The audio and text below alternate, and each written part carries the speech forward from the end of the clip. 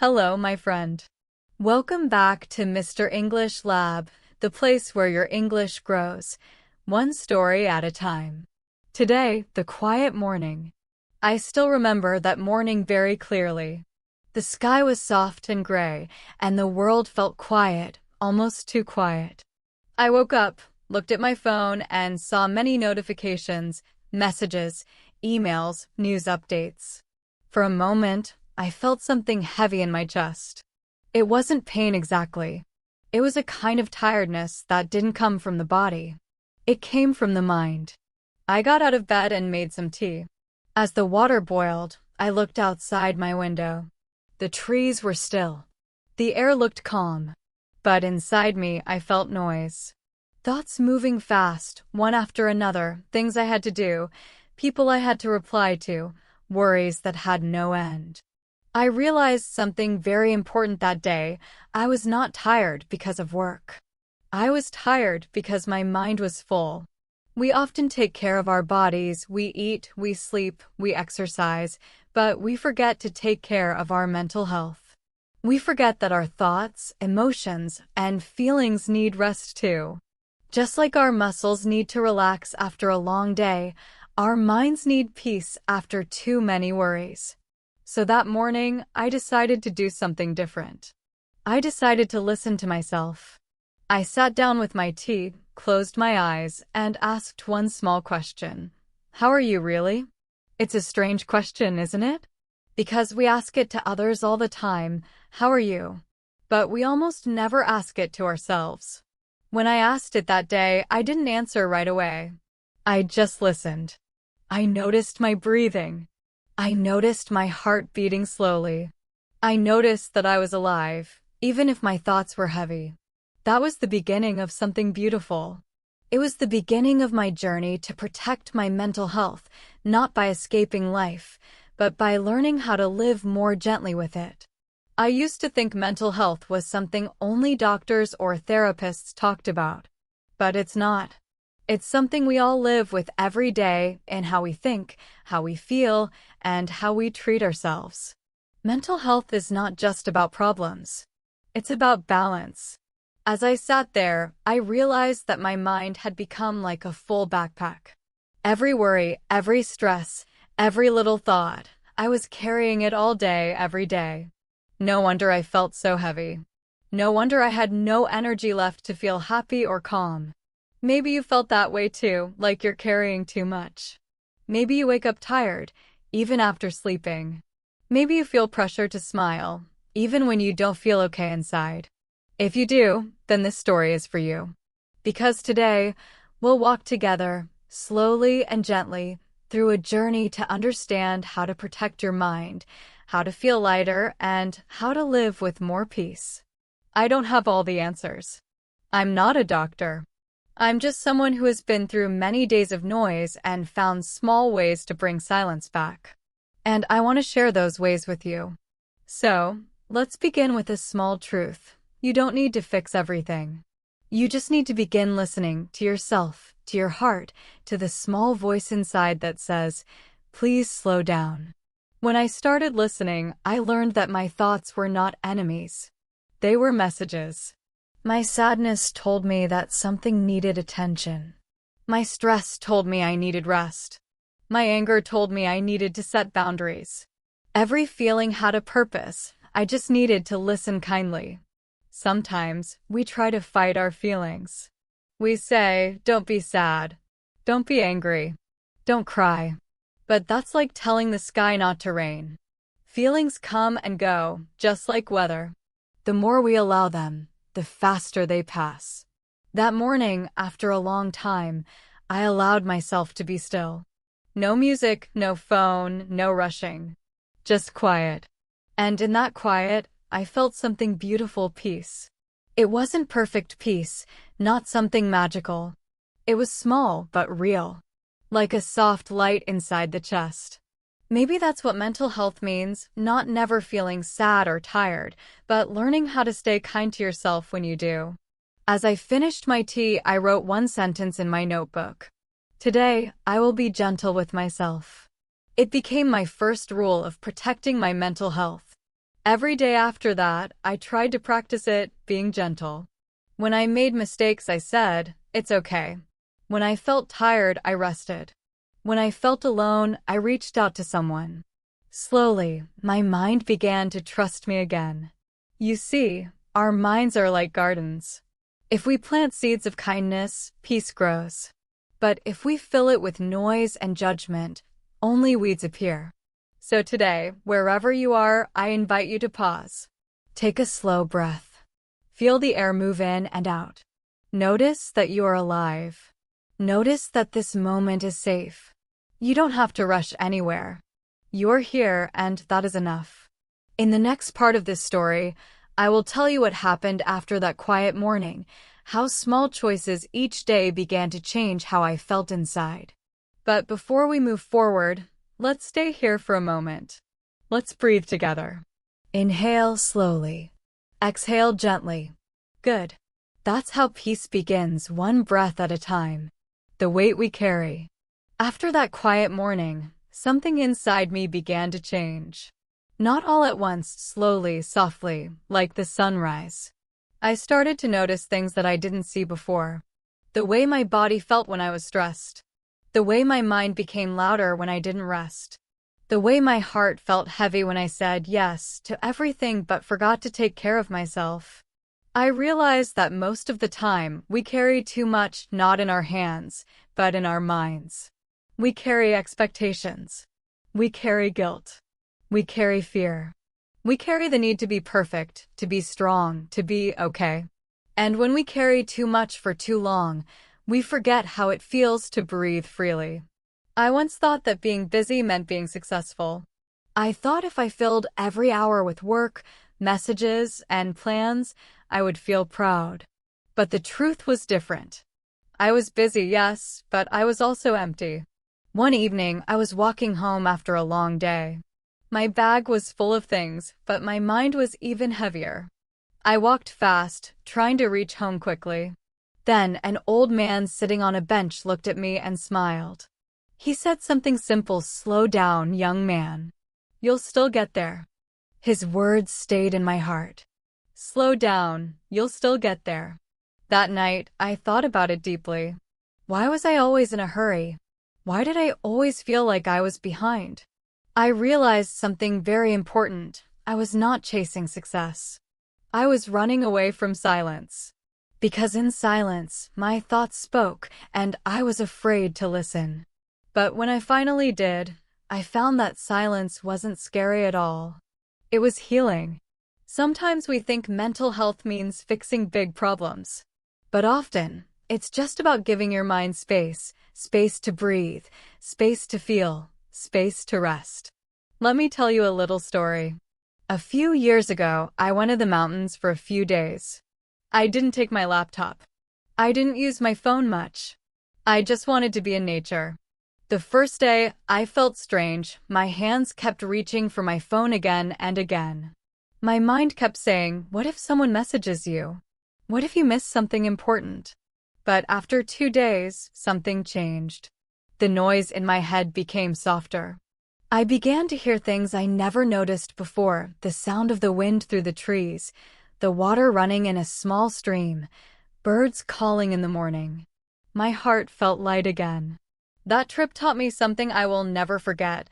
Peace doesn't come from having nothing to do. Peace comes from learning how to rest your mind, even when life is busy.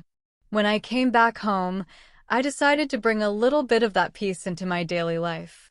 I began creating small habits that helped me protect my mental health, habits so small they almost seemed silly, but they worked.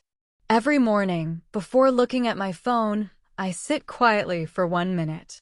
Just 1 minute. I breathe and notice how I feel. Some mornings I feel good.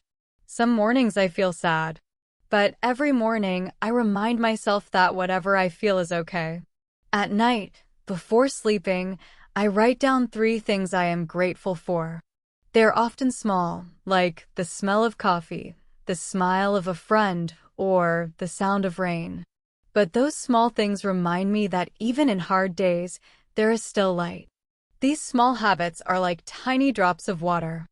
One drop may not seem much, but over time, they fill a whole cup. When we take care of our minds, we don't always see results right away. But slowly, quietly, something grows inside us: peace, strength, kindness. There's a quote I once read: "You don't have to control your thoughts. You just have to stop letting them control you." And that's true. Thoughts are like clouds in the sky. They come, they go. Sometimes they're dark, sometimes bright. But the sky, that's you. You are the sky. Your thoughts are just passing through. Once I understood this, I stopped fighting my thoughts. I began observing them, like watching a movie. When a thought said, "You're not good enough," I didn't argue. I just said, "Thank you for visiting," and let it go. Protecting mental health is not about being positive all the time. It's about being gentle with yourself when you are not. It's about saying, "It's okay to not be okay today." It's about trusting that tomorrow can be softer. One evening, I sat with a close friend who was going through a hard time. She said, "I feel like I'm falling apart." I told her something I had learned from my own journey: you're not falling apart. You're learning how to rebuild. Because sometimes, breaking is not the end. It's the beginning of understanding who we really are. When you protect your mental health, you don't become a different person. You become more of yourself, your true self, kind, calm, human. So tonight, when you finish listening to this story, I want you to do something simple. Sit quietly. Take one deep breath. Put your hand on your heart. And say, "I am trying my best." And that's enough. It sounds small, I know. But it's one of the most powerful things you can ever say to yourself. You are not your mistakes. You are not your fears. You are not your past. You are a person learning, growing, healing, step by step. In the next part of our story, I'll share how I learned to protect my peace even when the world around me felt noisy, how to deal with stress, with people, and with pressure without losing myself. But for now, remember this: you are allowed to rest. You are allowed to feel. And you are allowed to begin again. Finding peace in a noisy world. Sometimes, the hardest place to find peace is not outside, it's inside. After those quiet mornings and small habits, I began to feel better. But then, life happened again. Work became busy. People wanted things. The phone kept ringing. The world around me became noisy once more. At first, I tried to run away from the noise. I told myself, if I go somewhere quiet, maybe I'll feel peaceful again. So, I tried to find quiet places: a park, a library, even my own room. But even when the outside world was silent, my mind was still loud. Thoughts kept running. What if I fail? What will people think? Why can't I be more like them? That's when I understood something very important. Peace doesn't come from silence around you. Peace comes from silence inside you. The world will always be noisy: phones, messages, news, people, traffic, plans. You cannot stop the world, but you can learn how to stay calm in the middle of it. One day, I was sitting in a cafe, trying to finish some work. Around me, people were talking loudly. Music was playing. A baby was crying in the corner. I felt my stress rising.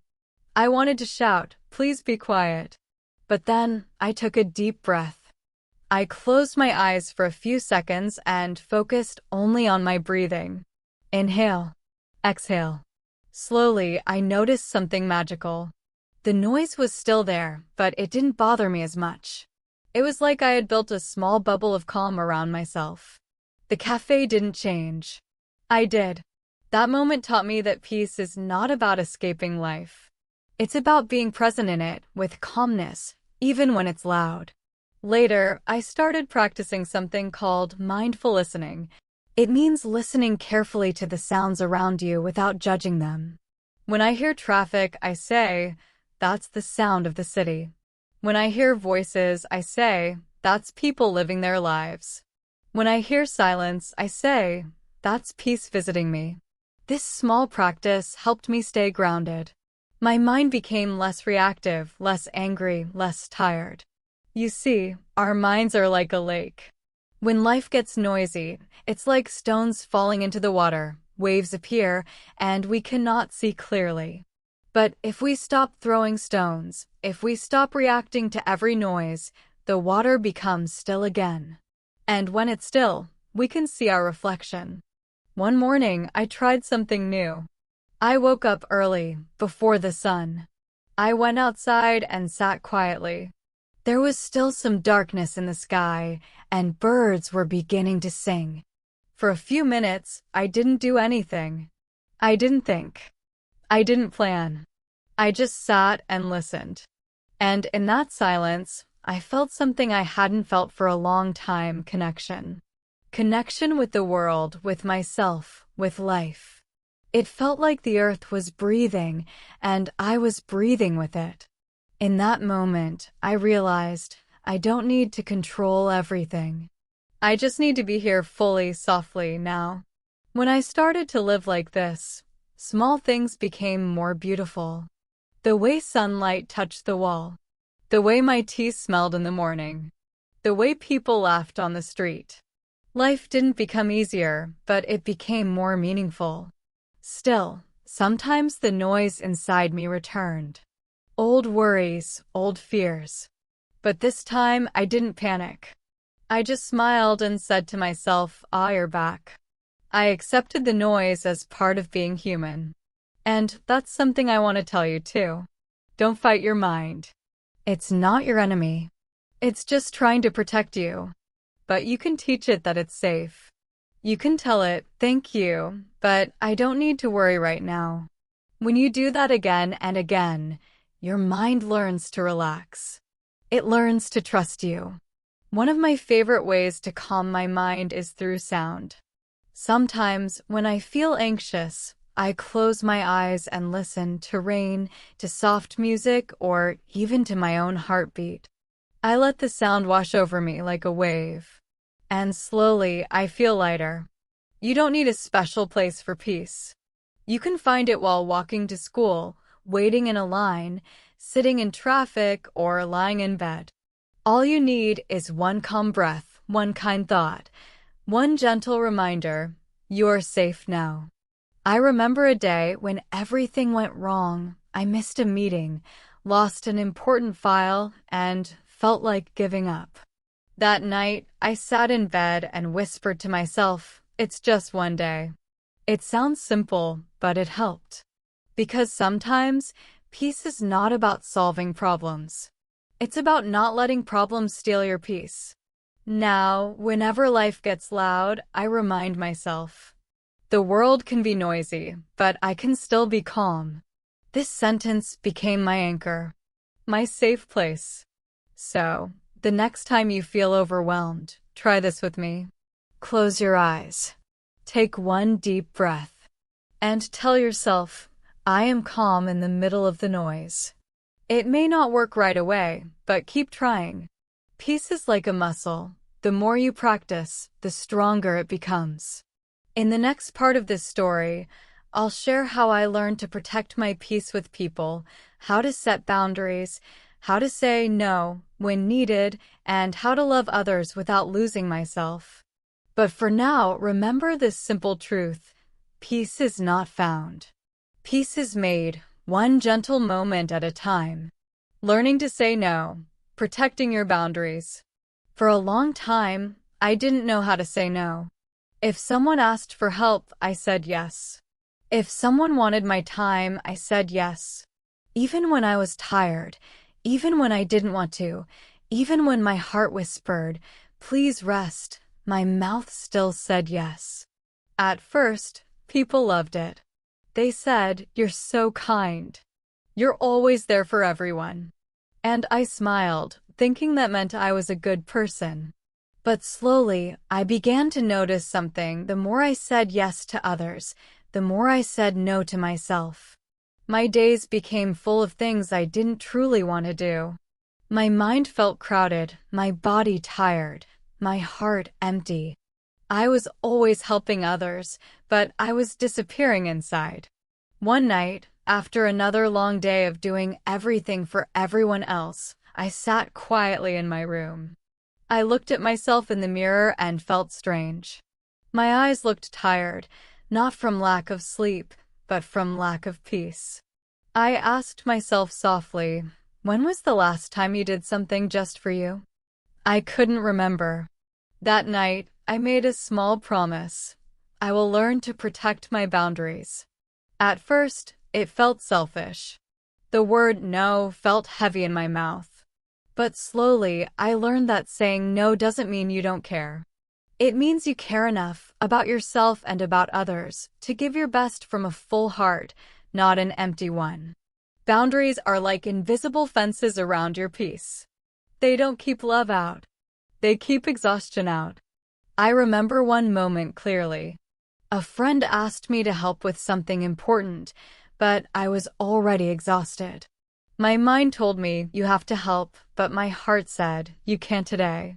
I took a deep breath and said gently, I really want to help you, but I need to rest right now. Can I help you tomorrow instead? My friend understood. He said, of course. Take care of yourself.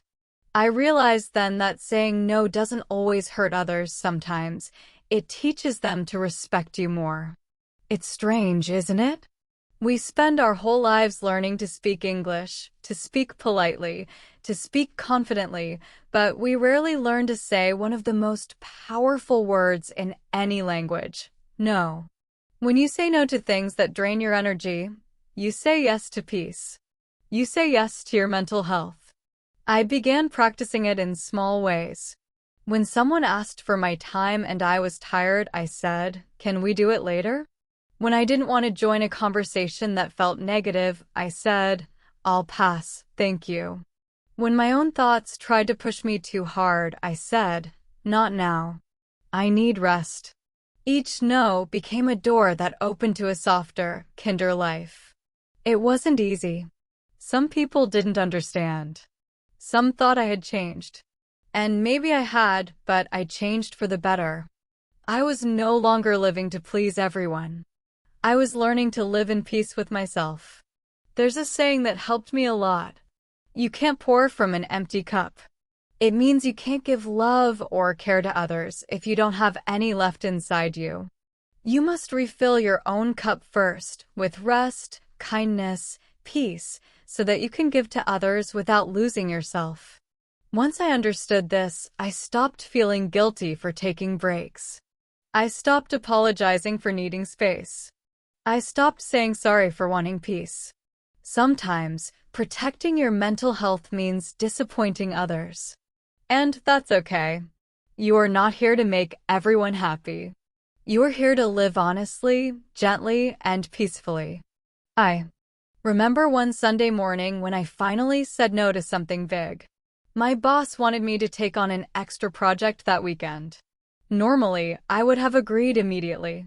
But that week, my mind was tired and my body was begging for rest. So I said, I'm sorry, I can't do it this weekend. I need time to recharge. I was scared. I thought he'd be angry. But instead, he said, I understand. Take care. That moment changed me. I learned that the world doesn't fall apart when you say no. Sometimes it becomes kinder. When we talk about mental health, we often think of meditation, exercise, or therapy. But sometimes, the most powerful act of self-care is a simple sentence. No, not today. You deserve a life that feels gentle. You deserve to have energy left for the things and people you truly love. Now, I choose carefully where my time and energy go. I choose peace over pressure. I choose rest over guilt. I choose honesty over pleasing. And something beautiful happened. When I started respecting my own boundaries, others started respecting them too. They began to see that my time and energy were valuable. Protecting your mental health is not selfish, it's necessary.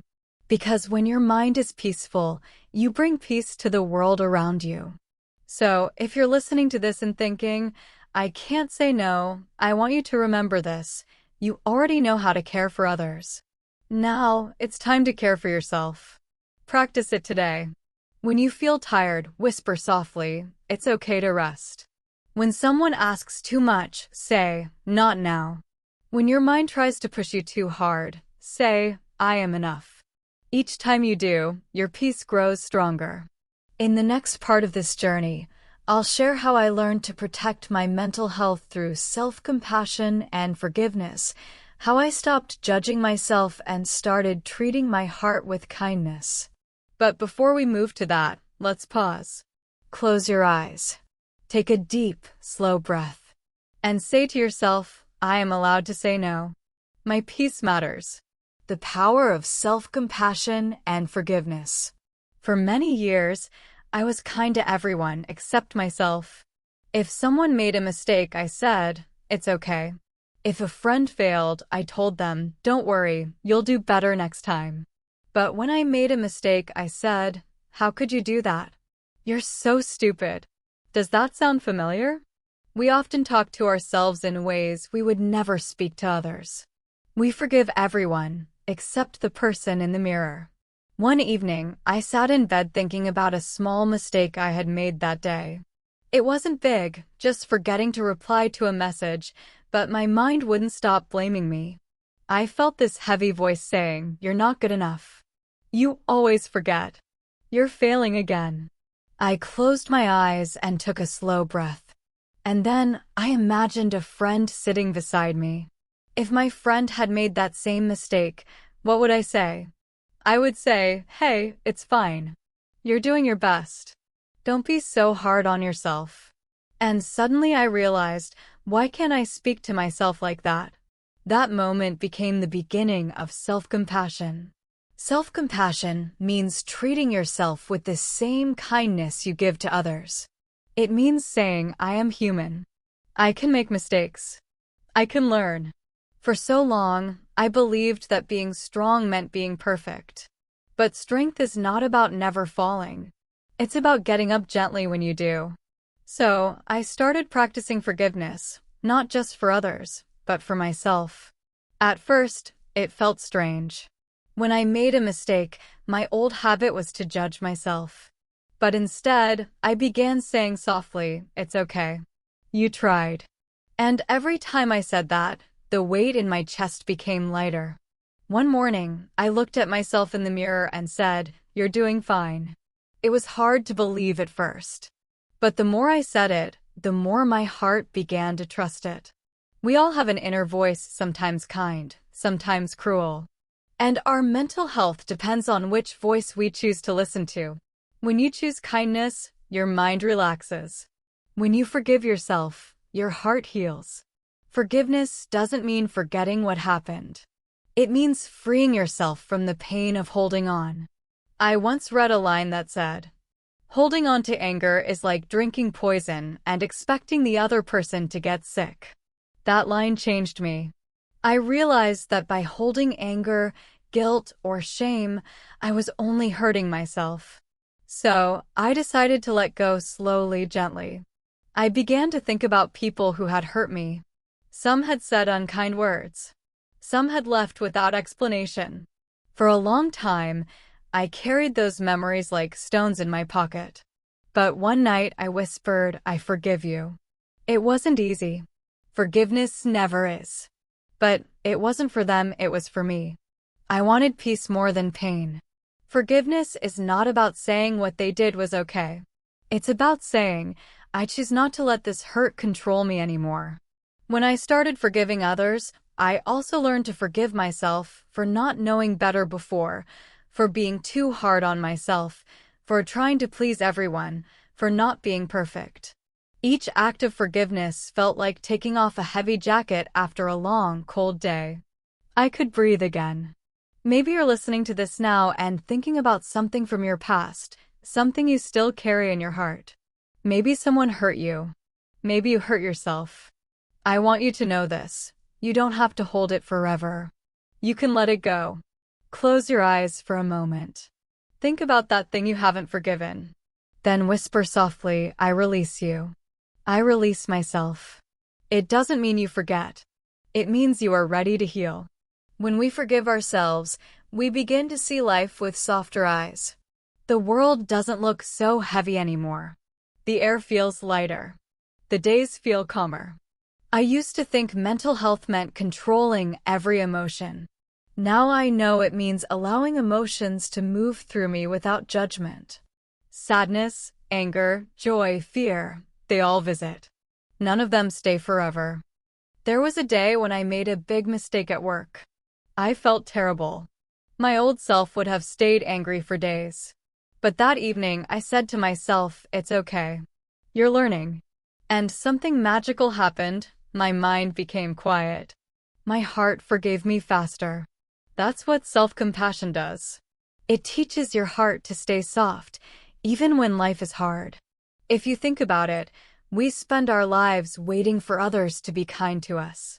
But the person you spend the most time with is yourself. You wake up with yourself. You go to sleep with yourself. So, be kind to that person. Talk to yourself like a friend. Say things like, I'm proud of you. You did enough today. It's okay to rest. You are still worthy, even if you made mistakes. Words have power. The more you speak with love, the more peace grows inside you. When I started speaking kindly to myself, I noticed something else changed too. I became kinder to others. I judged less. I listened more. I felt more connected to people. Because when your heart is gentle inside, it shines outside too. Self-compassion is not weakness. It is courage, the courage to love yourself even when you feel unlovable. So tonight, before you sleep, I want you to try something. Place your hand on your chest. Feel your heartbeat. That is life, your life, still going, still trying, still beautiful. Whisper to yourself, I forgive you. You are enough. That's how healing begins, one kind word at a time. In the next part of our story, I'll share how I learned to find hope and joy again, how small moments of gratitude and purpose helped me grow stronger, even in difficult times. But before we move on, take one last breath with me. Inhale gently, exhale slowly, and say quietly, I choose peace. Finding hope and joy again. There was a time in my life when every morning felt heavy. I woke up, looked at the ceiling, and thought, another day, just another day. Everything felt colorless, the sky, the air, even my own thoughts. It wasn't that something terrible had happened. It was just emptiness. A quiet sadness that lived inside me. Maybe you felt that too, when nothing feels wrong, but nothing feels right either. That's when I realized something simple but powerful. Joy doesn't always come naturally. Sometimes you have to look for it. At first, I thought joy meant big things, success, money, achievements, recognition. But those things gave me excitement, not peace. They came fast and disappeared faster. Real joy, I discovered, lives in the small moments, in the smell of morning coffee, in the sound of rain touching the window, in a kind message from a friend, or in a walk under the golden light of evening. One morning, I decided to do something different.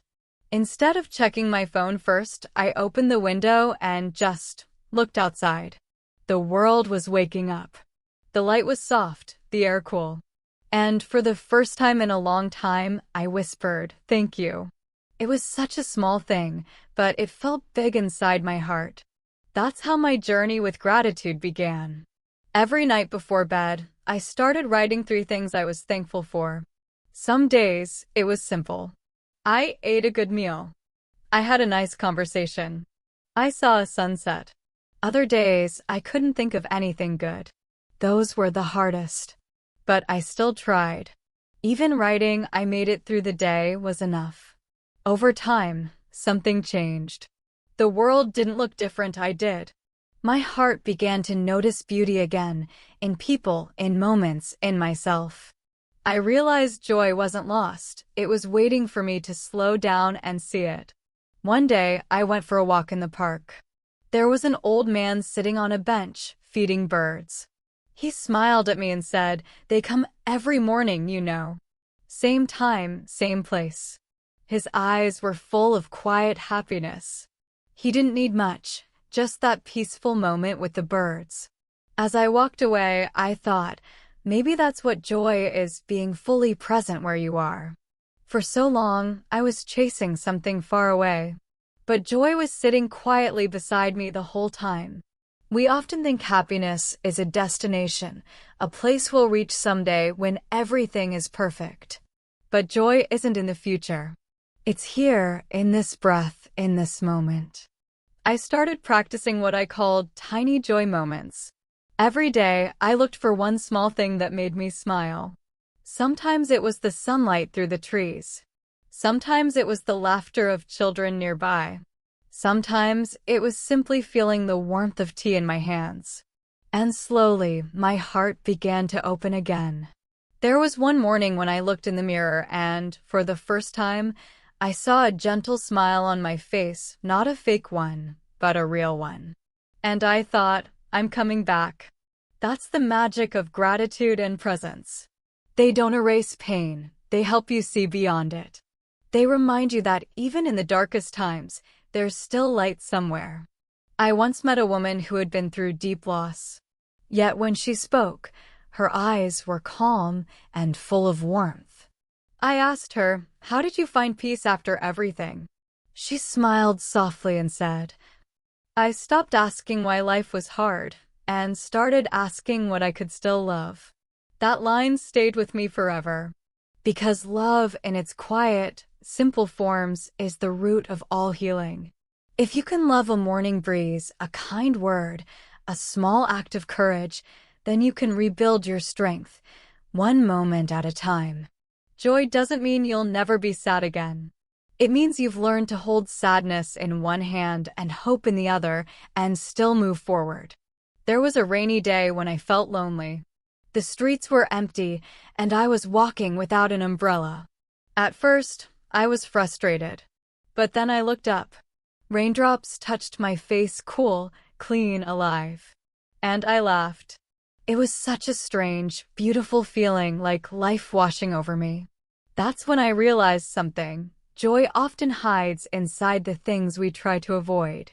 Rain, silence, change, endings, they all hold small gifts if we look closely. When I started seeing life that way, my days grew brighter, not because they were easier, but because I became softer inside. I no longer rushed through moments. I tasted my food slowly. I listened when people spoke. I paid attention to the sound of my footsteps. And I began to feel alive again. So if you're listening to this and your world feels gray, please know the color will return. Not all at once, but slowly, like the sunrise after a long night. All you need to do is open your heart a little more each day and whisper to yourself, there's still beauty here. Because there is. Always. You are still here. You are still breathing. You are still capable of feeling joy again. And sometimes, that's enough to begin. Soft pause, gentle piano fades. In the next part of our story, we'll explore how to create a healthy mind through simple daily habits, actions you can take each day to protect your peace, reduce stress, and grow stronger emotionally. But before we continue, take one deep breath with me. Inhale light. Exhale peace. And remember, joy is not something you find. It's something you notice. Daily habits for a healthy mind. When I first began to protect my mental health, I thought I needed something big, a complete change, a new life, a perfect routine. But the truth is, healing doesn't start with big steps. It starts with small ones, soft, steady, quiet steps. Each morning, I began to build little habits. They weren't fancy or difficult. But slowly, they changed how I felt, how I thought, and how I lived. Today, I want to share some of those daily habits not as rules, but as gentle ideas you can try. Because your mind, just like your body, needs care every day. The first habit is simple. Begin your day slowly. I used to wake up and immediately grab my phone. Messages, news, work, all before I even took a breath. My mind started the day full of noise. One morning, I decided to do something different. I left my phone on the table and sat quietly for 5 minutes. No rush. Just breathing. At first, it felt strange, empty even. But then I noticed the light through the window. I heard the sound of birds. I felt calm. That was the moment I realized silence is not empty. It's full of peace. So now, each morning, before I speak to the world, I try to listen to the sounds around me and to the quiet voice inside me. That silence becomes my strength for the day. The second habit is something many people forget: move your body. I don't mean hard exercise or long gym hours. I mean gentle movement, a short walk, stretching, breathing deeply. Our bodies carry emotions. When we don't move, those emotions stay stuck. A short walk can help your heart release what your mind is holding. Sometimes, when I feel stressed, I simply walk slowly outside. I look at the sky, the trees, the people, and every step feels like a small message to myself. I am still here. I am still moving forward. Movement connects you back to life. It reminds you that you're alive, that your story is still being written. The third habit is one of my favorites: write your thoughts. Your mind can feel heavy when too many things stay inside. Writing is a way to set them free. Every night, I open my small notebook and write whatever I feel. Sometimes it's messy. Sometimes it's sad. Sometimes it's simple. But I never judge my words. I just let them go. It's like cleaning your heart before sleep. When you write your worries, they stop controlling you. They become just words on paper, soft, harmless, human. One day, I looked back at my old pages and smiled. There were many sad thoughts, but there were also tiny moments of hope. And that's the beauty of journaling. You can see your own growth, written in your own handwriting. The fourth habit is something we all need: talk kindly to yourself. We are often kind to others, but cruel to ourselves. We say, "I'm not good enough. I can't do this. I always fail." But imagine speaking to a close friend like that. Would you ever do it? Of course not. So why speak to yourself that way? Whenever I catch myself being unkind, I stop and ask, would I say this to someone I love? If the answer is no, I replace the thought with something softer. I'm trying my best. It's okay to make mistakes. I'm still learning. At first, it felt silly. But over time, those gentle words began to heal me. Because kindness is powerful, especially when you give it to yourself. The fifth habit is about connection. Spend time with real people. We live in a world full of screens, messages, likes, notifications. But real connection doesn't happen on a screen. It happens when you look into someone's eyes, when you listen, when you share silence together. I remember a friend who once came to visit me during a hard time. We didn't talk much. We just sat together, watching the rain. That simple moment felt like medicine. No advice, no solutions, just presence. Sometimes, the best way to protect your mind is to be around people who feel safe. People who see you, not just your problems. The sixth habit might sound small, but it's life-changing. Limit what enters your mind. We often feed our minds with things that make us anxious: endless news, negative posts, or comparisons online. Our mind becomes what we feed it. So I began to ask myself, does this make me feel peaceful or restless? If it made me restless, I let it go. Now, I spend more time reading stories that inspire me, watching things that teach me, and listening to music that soothes me. My mental space feels cleaner, lighter, calmer. The seventh habit is a spiritual one: practice gratitude. You don't have to believe in anything specific. Just take a moment to say thank you. It changes how you see the world. When I began saying thank you for my food, my health, my breath, I realized that peace doesn't come from getting more. It comes from appreciating what's already here. And the final habit, maybe the most important, is this: rest. We often think resting is wasting time. But rest is part of healing. It's how your mind recharges, how your heart breathes again. Sometimes, the most productive thing you can do is to do nothing. Just sit. Just breathe. Just be. When you allow yourself to rest, your body says, "Thank you." And your mind whispers, "I can begin again." So, if you remember nothing else from today, remember this. You don't have to change your life overnight. You just have to take one small step each day toward peace. Drink water. Breathe deeply. Move gently. Speak kindly. Rest often. These small acts become your daily protection, a soft shield for your mental health. And when life feels too much, come back to them. Because sometimes, the smallest things bring the biggest calm. In the next part, we'll explore something deeper: how to heal from emotional pain and build real inner peace, the kind that stays with you even when life gets hard. So stay with me, take a deep breath, and remember, peace doesn't mean life is easy. It means your heart is steady, even when it isn't. Healing emotional pain and building inner peace.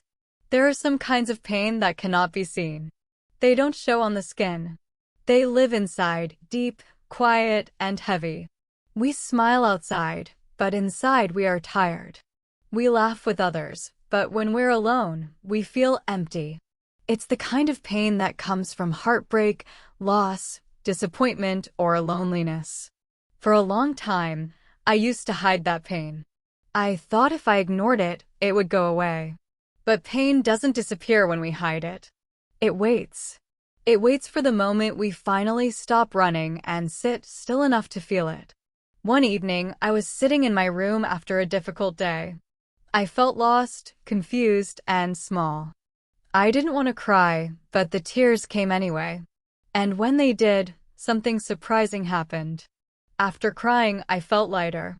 Not happy, but lighter, like my heart had been carrying too much for too long. That was the first time I realized healing begins when you stop pretending you're fine. It takes courage to say, "I'm not okay." But that honesty opens the door to peace. Because when you admit your pain, you finally allow yourself to heal it. The truth is, pain is not your enemy. Pain is a messenger. It comes to show you something, maybe something you've ignored for too long. Sometimes pain says you need to rest. Sometimes it says you need to let go. Sometimes it says you need to forgive. And sometimes it simply says you are human. We often think healing means forgetting. But real healing is remembering without breaking. It's looking back and saying, yes, it hurt, but I survived. There was a time I lost someone I deeply loved. For months, I couldn't sleep properly. Everything reminded me of them: a song, a smell, a color. The world felt smaller without them in it. At first, I tried to stay busy, to distract myself. But the more I avoided the pain, the louder it became. It whispered in my quiet moments, asking to be heard. One night, I sat alone and spoke softly to myself. I said, "It's okay to miss them. It's okay to feel sad. You don't have to be strong all the time." That night, I cried again, deeply, honestly, without fear. And slowly, my heart began to open again. That's the thing about healing. It's not fast. It's not clean. It's slow, soft, and sometimes painful. But it's real. When you allow yourself to feel, you also allow yourself to grow. After that, I started doing something new. Whenever pain returned, instead of running, I would sit quietly with it. I would close my eyes, place my hand on my heart, and whisper, "I know you're here. It's okay. You can stay for a while." And strangely, the more I accepted the pain, the less control it had over me. Pain began to feel like a guest, one who visits, but doesn't stay forever. It would come, stay for a moment, teach me something, and then leave. That's when I discovered a new kind of peace, inner peace. It wasn't about having a perfect life or never feeling sad. It was about being okay, even when things weren't okay. Inner peace is not the absence of storms. It's learning to stay calm while the rain falls. I found peace in small moments, in deep breaths, in quiet mornings, in kind words, in soft music. I stopped waiting for happiness to return. I started creating it, one gentle thought, one kind act, one quiet evening at a time. Sometimes I would light a candle at night, turn off the lights, and just sit in silence. No phone, no music, just me and my breath. At first, it felt strange, uncomfortable even. But soon, I began to love that silence. It became my friend. In that quiet space, I could hear my heart again. And my heart said, "You are safe now. You can rest." You see, peace doesn't arrive suddenly. It grows slowly, like a flower blooming in spring. You water it with patience, kindness, and forgiveness. Forgiveness, that's another word that changed my life. For a long time, I carried anger and regret. I blamed others, and I blamed myself. But one day, I realized that holding anger was like holding fire. It burns you, not them. So I decided to forgive, not because they deserved it, but because I deserved peace. Forgiving didn't mean forgetting. It meant saying, I choose to stop hurting myself for what already happened. That was the day my heart became lighter again. We can't always change the past, but we can change how we carry it. You can hold it with pain, or you can hold it with peace. And when you choose peace, your past becomes your teacher, not your prison. There's something beautiful that happens when you reach this stage. You begin to understand others better. You see their pain, and you respond with kindness instead of judgment. Because you know how it feels to hurt. And that makes you softer, wiser, more human. That's what healing truly is, turning your pain into understanding, your tears into strength, your silence into peace. And if you're listening to this now, maybe your heart still carries pain. Maybe it's heavy, maybe it's fresh, maybe it's quiet. Whatever it is, I want you to know you're not alone. Everyone you meet is fighting something you cannot see. And yet, here you are, still breathing, still trying, still hoping. That is strength. You don't need to be perfect to find peace. You just need to be honest and gentle with yourself. When you wake up tomorrow, don't rush. Place your hand on your heart, take one deep breath, and say softly, I'm still here. I'm healing. And that's enough. Because it truly is enough. In the next section, we'll talk about something that helps healing continue, how to protect your mind from stress and negativity, and how to stay calm even when life gets noisy again. But before we move on, take one deep, peaceful breath. Feel the air enter your chest. Feel your body relax. And whisper to yourself, I choose peace. Protecting your mind from stress and negativity. There's a truth I've learned in life. You cannot stop the world from being noisy, but you can protect your peace inside it. Every day, we meet stress in many forms. Sometimes it's work. Sometimes it's family, money, or expectations. Sometimes it's our own thoughts, the ones that whisper doubts when the world gets quiet. Stress is a part of life, but if we don't manage it, it becomes a storm inside our mind. It fills our hearts with fear, our bodies with tension, and our days with worry. For a long time, I thought being strong meant ignoring stress. But strength isn't silence. Strength is awareness. It's looking at your stress, saying, I see you, and choosing how to respond. That's how you begin protecting your mind, not by avoiding life, but by learning to live gently inside it.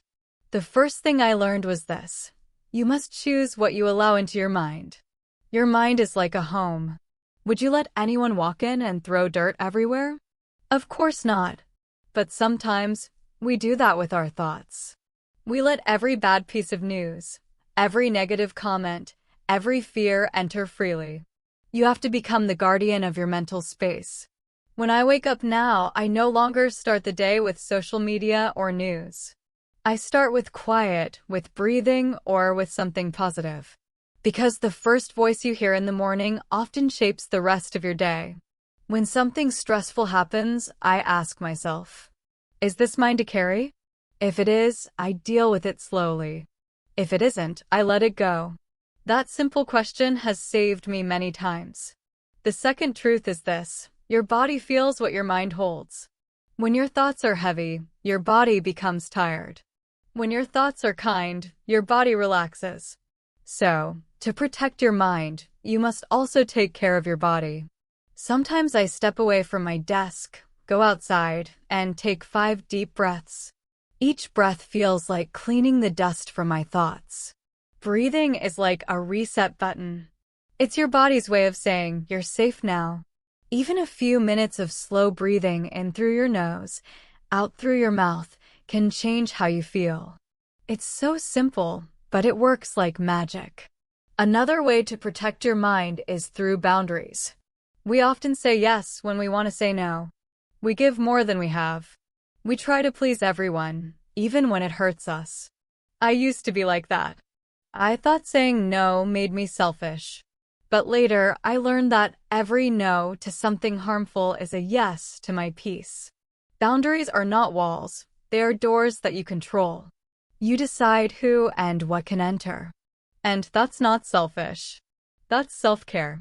When people demand too much of your time or energy, you can say, I care about you, but I need a little space right now. It's not rude, it's honest. And honesty brings peace. Another important habit is limiting negative voices, not just from others, but from yourself. The world already gives you enough stress. You don't have to add more by becoming your own critic. I used to replay my mistakes over and over in my mind. Every small error became a storm. But then I asked myself, would this matter in 1 year? Most of the time, the answer was no. So I stopped letting small moments steal big pieces of peace. Now, when I make a mistake, I say, it's okay. I'll do better next time. Simple words, but full of power. The next step is reducing noise. Not just sound, but mental noise. Too many notifications, too many opinions, too much information. Your brain needs rest, just like your body. Sometimes, I take what I call a quiet hour. No phone, no screen. Just me, a cup of tea, and silence. At first, it feels strange, but then, peace starts to grow in that quiet space. Try it someday. Turn everything off and just listen to your breathing, to the world outside. You'll realize that silence is not boring. It's healing. Protecting your mind also means spending time in nature. The earth itself has a way of calming us, the sound of wind through trees, the waves of the sea, the smell of rain. Whenever I walk in a park or by the water, my thoughts become softer. It's as if nature reminds me, you are small, but you belong here. One of my favorite things is watching the sunset. Every evening, it paints the sky with colors that never repeat. It teaches me that endings can also be beautiful. When life feels stressful, I remind myself, if the sun can set peacefully every day, maybe I can too. Another gentle practice that protects your mind is mindful living. It means being fully present, not worrying about yesterday, not rushing toward tomorrow. For example, when I eat, I try to taste every bite. When I talk to someone, I look into their eyes. When I walk, I feel the ground under my feet. Mindfulness turns ordinary moments into quiet miracles. It helps your brain rest from all the what-ifs and should-haves. And finally, one of the most powerful ways to protect your mind is self-compassion. When life becomes difficult, speak to yourself like a kind friend. Say, it's okay to be tired. It's okay to take a break. It's okay not to have all the answers. These simple phrases are like small shields against the world's noise. When you treat yourself with compassion, your mind feels safe. And when your mind feels safe, it begins to heal naturally. Remember this: stress will always visit. Negativity will always knock. But you get to decide whether you let them stay. You can open the window, let the fresh air in, and say, today I choose calm.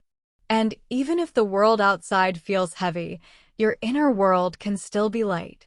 In the next section, we'll talk about something deeply beautiful: how to create peace in relationships, how to build gentle connections with people who lift your heart, and how to protect your mental health while loving others. But before that, take a deep breath with me. Inhale, peace. Exhale, tension. And whisper to yourself, my peace is my power. Creating peace in relationships. Sometimes, protecting your mental health doesn't mean being alone. It means learning how to stay calm with people. Because our relationships with family, friends, partners, or coworkers deeply shape the peace we feel inside. When the people around us are kind, our hearts feel lighter. But when relationships are full of stress or misunderstanding, peace becomes harder to find. I used to believe that love or friendship was enough to make everything work. But later, I learned peaceful relationships require boundaries, communication, and understanding. The first truth is this: you cannot control others, but you can control how you respond. When someone says something hurtful, you have a choice: to react with anger or to respond with calm. It's not easy, but peace begins with a pause. When you take a deep breath before answering, you give your heart time to choose kindness over chaos. For example, if someone speaks to me with frustration, instead of replying quickly, I breathe and think. Maybe they're not angry at me. Maybe they're tired, scared, or hurt. That small moment of understanding changes everything. It doesn't mean you accept bad behavior. It means you choose not to carry their storm inside your sky. Another truth is, every person carries their own pain. Sometimes, the people who hurt us are themselves hurting. That doesn't make their behavior right, but it helps us see them with compassion. Peaceful relationships are not built on perfection. They're built on patience, the kind that says, I see you. I don't always agree with you, but I choose respect. Respect doesn't mean silence. It means expressing your truth with kindness. If something bothers you, speak up, but softly. You can say, when you said that, it made me feel sad. Not, you always make me feel terrible. One uses blame. The other uses honesty. Honesty builds bridges. Blame builds walls. When you speak from calm, people are more likely to listen. The next key to peaceful relationships is listening, truly listening. Most people listen to reply, not to understand. But real listening is like giving someone a safe space to be human. When your friend talks, try not to think of your answer. Just look at them, nod, and listen. Sometimes, people don't need advice. They just need to feel heard. I remember a time when a close friend was struggling. She didn't need my words. She needed my silence, my presence. So I just sat beside her, no phone, no distraction. Later, she said, you didn't say much, but I felt supported. That's the quiet power of empathy. You don't fix people, you walk beside them. Another part of peaceful relationships is letting go of control. You cannot make everyone like you. You cannot change how others think. And you don't have to. Peace comes when you stop chasing approval. You don't need to be perfect for people to love you. You just need to be real. If someone misunderstands you, explain once, then rest. If someone doesn't value you, step back gently. You can love someone and still choose distance if they bring you pain. That's not rejection, that's self-protection. And here's something I learned the hard way. You teach people how to treat you by the way you treat yourself. If you respect your own time, others will too. If you speak to yourself kindly, others will follow that example. But if you always accept disrespect, the world assumes that's okay. So, love yourself loudly, not with ego, but with quiet strength. When you love yourself, you become a mirror of peace. And that peace touches everyone you meet. One of the most healing things I've ever done was learning to forgive. Not because they deserved it, but because I deserved peace. Forgiveness doesn't mean forgetting or pretending everything is fine. It means saying, I release this pain. I no longer want it to control me. Holding anger is like holding a hot coal. You think you're punishing someone else, but you're burning your own hand. So I learned to let go slowly, gently. And each time I forgave, my mind became lighter. Sometimes, forgiveness is not about another person.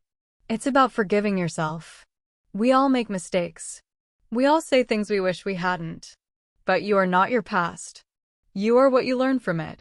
So if you've hurt someone, apologize sincerely. And if you've hurt yourself, forgive sincerely. You deserve to move forward with peace. Another secret of calm relationships is gratitude. When you focus on what's wrong, you feel stress. But when you focus on what's right, you feel warmth.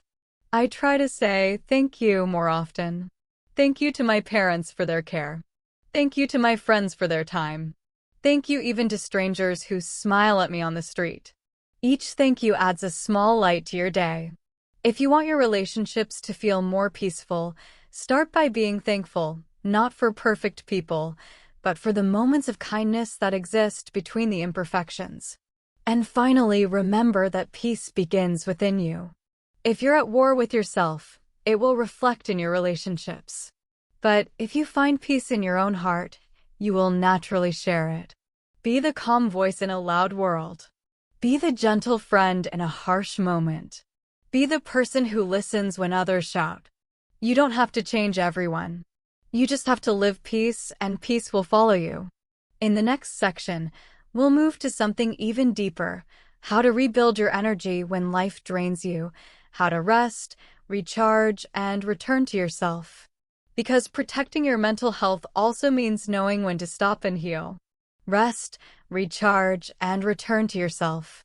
There comes a time in every journey when you feel tired, not just in your body, but deep inside your soul. You wake up, and even before the day begins, you already feel heavy. Your thoughts are full. Your energy is low. And even the things that once made you smile now feel far away. That's when life is telling you something simple but important. You need to rest. But real rest is not only sleep. It's a way of coming back to yourself.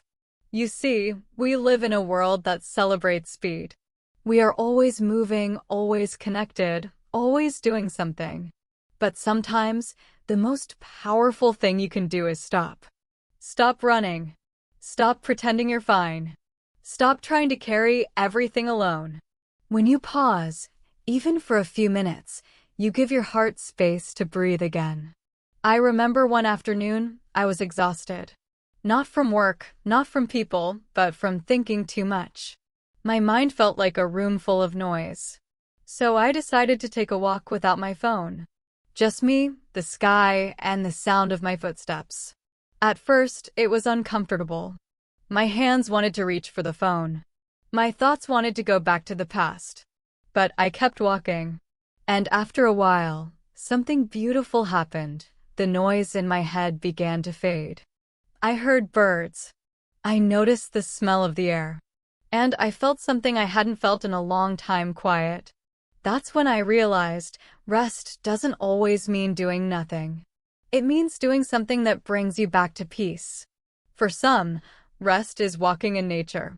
For others, it's reading a gentle book, listening to soft music, or simply sitting in silence with a warm drink.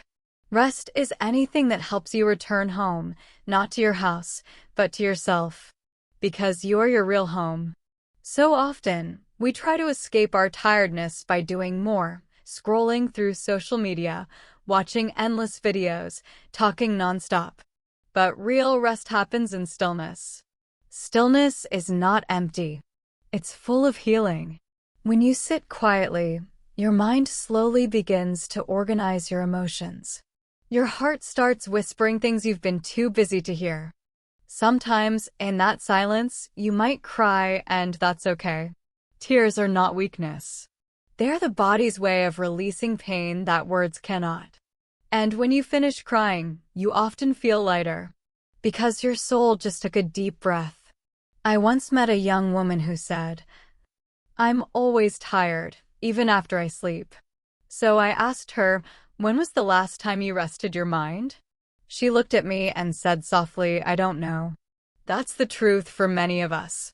We sleep, but we don't rest. We stop working, but we don't stop worrying. Our bodies lie down, but our minds keep running. That's why emotional rest is just as important as physical rest. So, here's something I began to practice. Every evening, before sleeping, I say out loud, "I did my best today. I can let go now." It's a small sentence, but it helps my mind close the day. And in the morning, when I wake up, instead of rushing into the next thing, I whisper, "Thank you for this new beginning." Those two moments, letting go and beginning again, became my daily reset.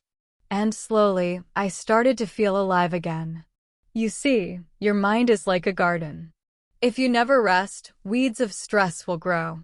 But if you take time to care, water, and breathe, your peace will return, like flowers after the rain. When you rest, you remember that your value is not in what you do, but in who you are. You are not just your work. You are not your mistakes. You are not your achievements. You are a human being, a living story, with light and darkness, joy and sadness, strength and softness. Resting means saying, "I don't need to be strong all the time." It's giving yourself permission to stop holding everything, to sit down, breathe, and let life hold you for a while. One evening, I was watching the sunset. The sky was orange and pink, and I thought, the sun sets every day, and yet it always returns. That's what rest does for us. It lets our light go down for a while, so we can rise again, brighter. So tonight, when you close your eyes, don't think about what you didn't finish. Don't worry about tomorrow. Just breathe. You have done enough for today. And when you wake up, don't rush to open your phone or think about your to-do list. Just sit for a few seconds in the morning light and whisper to yourself, "I am here. I am alive. I am enough." That's what it means to return to yourself. Not to become someone new, but to come home to the person you've always been, beneath all the noise, all the fear, all the pressure. Rest is not a reward for success. It is the foundation for it. When you rest, you think clearer, love deeper, and live slower. You remember what really matters: peace, kindness, and presence. So if your mind feels tired right now, take this moment, right here, as your pause. Close your eyes if you can. Breathe in calm. Breathe out stress. And repeat quietly, "I am safe. I am healing. I am coming home to myself." In the next section, we'll explore how to stay mentally strong during hard times, how to protect your peace when life challenges you, and how to grow through the storms instead of breaking from them. Because sometimes, the hardest days are the ones that teach you the most about strength, love, and faith. Staying mentally strong in hard times. There are moments in life when everything feels heavy. Moments when the world becomes quiet, but the noise inside your heart becomes loud. Maybe you lost something important. Maybe someone disappointed you. Maybe your plans fell apart. Or maybe you simply woke up one morning and didn't feel like yourself anymore. Hard times come without warning. They don't ask permission. They just arrive, sit in your life, and change everything. I used to think that being strong meant smiling through the pain, pretending everything was fine, acting like nothing could hurt me. But later, I learned something powerful. Real strength is soft. It's the strength to cry when you need to. The strength to ask for help. The strength to rest, to breathe, to take life one moment at a time. When life gets difficult, your mind may start saying things like, "I can't do this. I'm not good enough. Everything is going wrong." But these thoughts are not the truth. They're just the voice of exhaustion. They're the voice of fear, not the voice of your real self. Your real self is calm. Your real self is patient. Your real self knows that storms always pass. Your real self has survived every difficult day before this one. Sometimes, during dark moments, we feel alone. But you are not alone. Many people carry silent battles, even the ones who smile the most. Even the ones who seem strong on the outside. That's why kindness is so important. You never know what someone is holding inside. But when you are the one going through the storm, remember this. Every storm teaches you how strong your roots are. Trees don't grow strong during sunny days. They grow strong during the wind, the rain, the shaking. And after the storm, they stand taller. You are the same. There were days when I felt I couldn't continue. Days when the world felt too big and I felt too small. Days when my heart was tired and my mind was loud. And during those moments, I learned 3 important truths. The first truth is, you don't have to solve everything today. These 3 sentences remind me that survival is strength. Another important thing to remember in difficult times is this: you don't need to be strong alone. Sometimes, the bravest thing you can do is talk to someone about your pain. Tell a friend, a family member, a teacher, or anyone who cares. You don't have to share everything, just enough so you don't carry the weight by yourself. Even saying something simple like, "I'm having a hard day," can open a door to healing. You deserve support. You deserve a listening ear. And you deserve people who remind you of your worth. And if right now you feel like nobody understands, remember this: someone out there has felt what you feel. Someone has walked a similar path.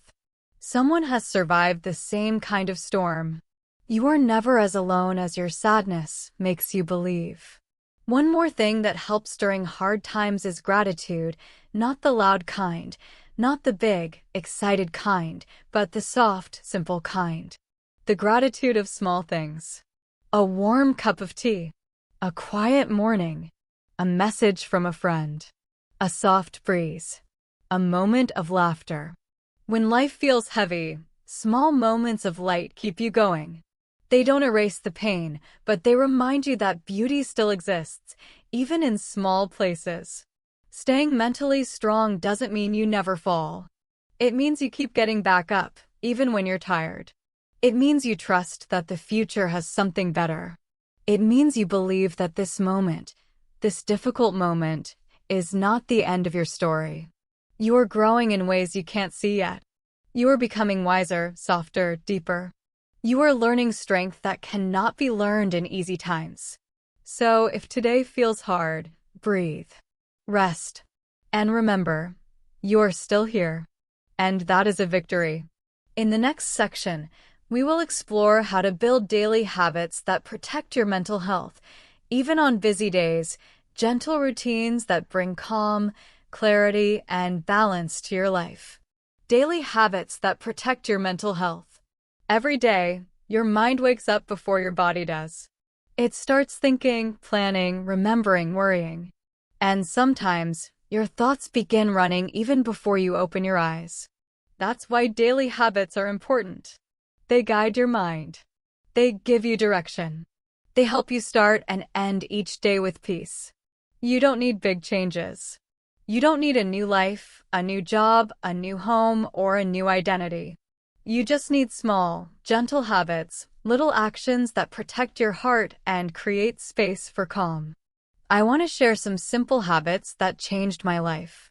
You can try them too, one by one, slowly, in your own way, at your own speed. The first habit is a morning pause.